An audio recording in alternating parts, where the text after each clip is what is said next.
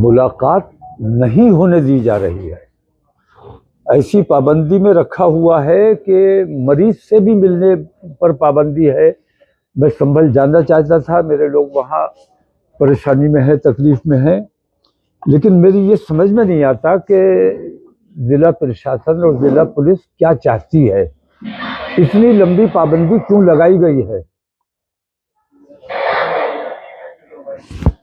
Law and order maintain करना जिन लोगों की जिम्मेदारी है, उन्हीं लोगों ने वहाँ ये हालात बनाए हैं। और सबसे बड़ी और इम्पोर्टेंट बात यह है कि जांच कमेटी जो आई है वो ईमानदाराना जांच कैसे हो सकेगी जबकि उन्हीं लोगों के खिलाफ जांच होनी है जो वहाँ अधिकारी बन के बैठे हुए हैं। तो जब तक उनको वहाँ से हटाया ना जाए, नए पुलिस और नया प्रशासन जब तक वहाँ नहीं आएगा, तब तक कोई भी ईमानदार जांच से हमें कोई उम्मीद नहीं है। हमें यकीन नहीं है कि ईमानदाराना जांच होगी। और ख़ास तौर से मैं यहाँ की जो एमपी हैं समाजवादी पार्टी से ख़ास तौर से और गठबंधन से ख़ास तौर से ये कहना चाहूँगा कि इन लोगों की ये जिम्मेदारी थी कि इन लोगों को जहाँ बॉर्डर पर जाकर बैठना चाहिए था और ये पूछना चाहिए था कि आखिर इतनी लंबी पाबंदी लगाने की क्या जरूरत थी। ऐसे कौन से आपने गुनाह किए हैं जिनको छुपाने के लिए आपको इतना टाइम चाहिए। पुलिस और प्रशासन मिलकर संभल को जलाने का काम किया है, संभल में आग लगाने का काम किया, लेकिन संभल के लोग, मैं पहले भी ये बात कही कि मुबारकबाद के मुस्तहिक हैं कि हिंदू और मुसलमानों ने दोनों ने बहुत संयम से काम लिया और किसी किस्म का ऐसा माहौल नहीं बनने दिया कि संभल का माहौल खराब होता। लेकिन पुलिस ने जानबूझकर, ताकि संभल के जरिए वो पूरे प्रदेश का और पूरे मुल्क का माहौल बिगाड़ सके, इसलिए उन्होंने ये साजिश रची थी। इस साजिश को संभल के लोगों ने नाकाम किया है। जो घायल हैं उनसे मिलने की इजाज़त होनी चाहिए थी। मैं उन लोगों के लिए कुछ मदद भी लेकर आया था, उनको पहुंचाना चाहता था, लेकिन वहाँ ऐसी पाबंदी लगी हुई है कि सब लोग आ जा रहे हैं, लेकिन उन्हीं 3 लोगों से जो टीएमयू में हैं उनसे मिलने पर पाबंदी है, उनसे बात करने पर पाबंदी है। उन पर यह दबाव बनाया जा रहा है कि झूठे आश्वासन कि आप लोगों को छोड़ दिया जाएगा अगर आप हमें 10 नाम अपने और लोगों के बता दो। तो उनसे झूठे बयान दिलवाना, झूठ और बयान बदलवाना। पुलिस की गोली से जो लोग मरे हैं, और बताया यह गया है कि सिर्फ 5 मरे हैं, सच्चाई यह है कि 7 मरे हैं। 7 हमारे लोग शहीद हुए हैं, जिनमें 2 का पोस्टमार्टम भी नहीं होने दिया गया है। लेकिन तो प्रशासन तो कह रहा है कि 4 मरे हैं। नहीं, प्रशासन ने जो कुछ किया है वो सारा का सारा अपराध है, और वो जो कह रहा है वो सारा का सारा झूठ है। जब तक वहां के रास्ते नहीं खोले जाएंगे, वहां जाने नहीं दिया जाएगा, तब तक सच्चाई सामने नहीं आ सकती। मैं समझता हूँ शायद आप लोगों को भी अंदर नहीं जाने दिया जा रहा है। मीडिया तो सब जाएगा। आप लोग जा रहे हैं तो आपको सच्चाई निकाल के लाना चाहिए। मीडिया की यही जिम्मेदारी होती है। अधिकारियों सांसद और विधायक के बेटे को हिंसा भड़काने की साजिश में आरोपी बनाया है, आपको क्या लगता है? नहीं, हिंसा भड़काने का आरोपी तो वो किसी को भी बना सकते हैं। सांसद वहां मौजूद नहीं थे, ये मेरी जानकारी है। आरोपी मुझे भी बना सकते हैं, किसी को भी बना सकते हैं। आरोपी बनाने में उनका क्या जाता है, जब वो बराह रास्त सीने पर गोली मार सकते हैं, सर में गोली मार सकते हैं, तो वो कुछ भी कर सकते हैं। तो ये जो बेकाबू पुलिस हुई है और जंगल राज जो कायम हो गया है, इस जंगल राज के खिलाफ तमाम लोगों को, तमाम पार्टियों को मुत्तहिद होना चाहिए।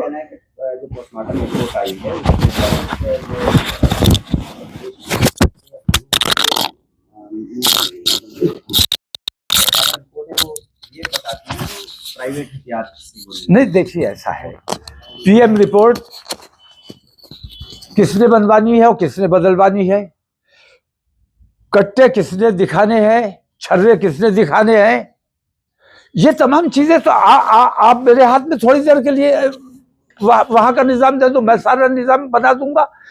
पुलिस जो कुछ भी कह रही है, प्रशासन जो भी कह रहा है, सरकार जो कह रही है, सरासर झूठ है, सफेद झूठ है।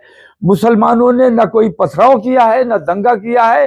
पुलिस ने बराह रास्त और हिंदूवादी संगठनों को अपने साथ लेके गए, ये मुजरिमाना काम किया और धार्मिक उन्मादी नारे लगाते हुए मस्जिद में जूतों समेत घुसने की कोशिश की, पत्थर अपने साथ लेकर गए।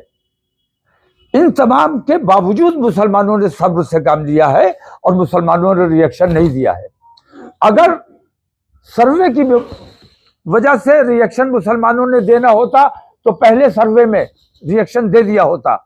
अगर सर्वे के लिए मुसलमानों ने रिएक्शन दे दिया होता तो ज्ञानव्यापी के लिए दिया होता, ईदगाह के लिए दिया होता। लेकिन आज तक मुसलमानों ने सरकारी काम में बाधा बनना की कोशिश नहीं की है और कहीं कानून अपने हाथ में लेने की कोशिश नहीं की है। इसीलिए संभल को कैद खाना बनाया हुआ है कि बाहर का कोई आदमी वहां नहीं जा सकता, किसी को जाने की इजाजत नहीं, ताकि सच्चाई बाहर आ सके। टाइम्स नाउ नेटवर्क का जो वहाँ एक रिपोर्टर जो थे, लाइव हमने दिखाया है, पथराव हुआ है जबरदस्त। हम ये नहीं कह रहे कौन पथराव कर रहे हैं, लेकिन एक भयंकर पथराव था। शायद मुरादाबाद मंडल में इतना बड़ा पथराव आज तक भाई आपने टाइम्स नाउ का नाम लिया है और सबसे ज्यादा ईमानदार चैनल यही है मेरी नजर में।